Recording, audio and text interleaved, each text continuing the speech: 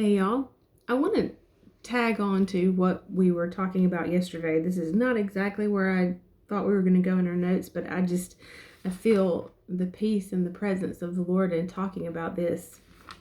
And when we set and fix our minds, and we've talked about this months ago, but Romans tells us when Paul is teaching in Romans, and of course Romans is the book where he pretty much sets apart the law, the old covenant, and the covenant of grace, the new life of Jesus Christ. And so he's trying to teach the Jews that you're no longer under the law of the old covenant, but Jesus is our access to the new covenant. And so he tells them, it's not so much, it's not a check the box anymore. It's not a follow the rules. It is God has put his spirit within you and he's changing your heart. And so it's an internal change, not an external check, right? And so he says in Romans 12:1, I appeal to you, therefore, brethren, and I beg of you, in view of all of the mercies of God, to make a decisive dedication of your bodies, presenting all your members and faculties. Remember, we read faculties. Let me just find my note over here. Last week, when we were looking at, that's right, it was the toiling. It was from Matthew chapter 6. That if our eye is the lamp of the body, and so the eyes are the eyes of the mind and the faculty of knowing. It's all of our our abilities, our capabilities of thinking and knowing. Thayer says the index of the mind. So that's what the eyes are. And he says, and Paul says that we should present all of our members and faculties. It's a renewal of the mind. We have to renew our mind to God's way of doing and being right. And he says to present all of your members and faculties to God, which is your reasonable service and spiritual worship. Do not conform to this world, to this age. Pause right here. I have to say this every time I read this verse, that the word is now word. The word is not, it's never a only relative when it was written, but it is relative to us right now. That we who are consecrated, which means we're set apart, we're different because Jesus is our Lord. We have submitted our lives to another. That don't be conformed to this age.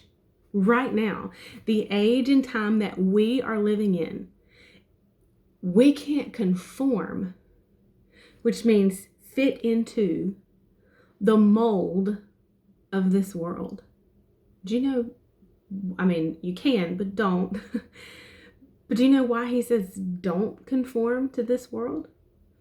Because when we were formed in the image and likeness of God, it's like a cookie cutter cut us out into the exact shape, the exact likeness of God himself. And so to take, just think about dough. We make cookies, I love to bake, everybody knows cookies, right? Everybody knows cookies. If you roll that dough out and you cut it with a cookie cutter, it is a shape. But if you take a different cookie cutter, a different shape, and try to put that original cutout, it doesn't match, it doesn't fit. So you're going to have to take up the original creation and make it fit. You're going to have to conform it to the new cookie cutter shape.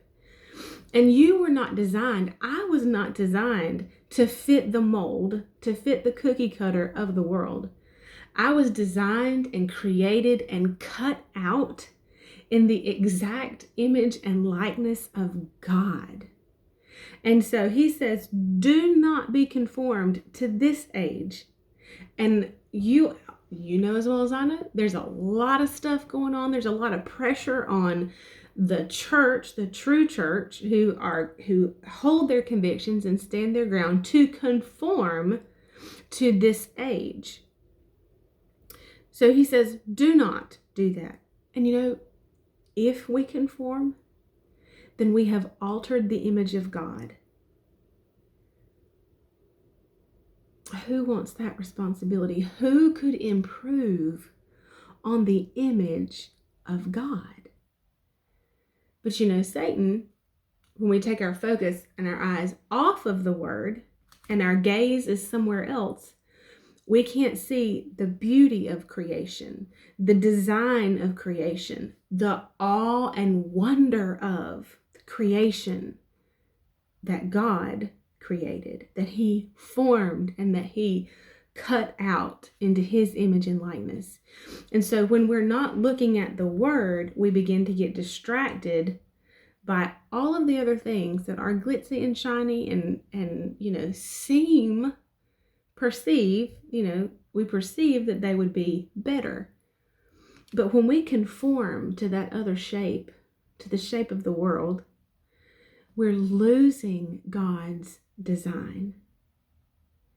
And he says, don't do that. But he says, be transformed by the entire renewal of your mind.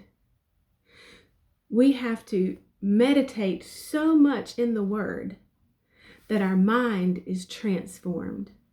So we begin to think, not like the world thinks, not like Nancy Joe thinks, but we begin to think like God thinks. People don't like it when you say that. You think like God. You were created to be like God. So yes.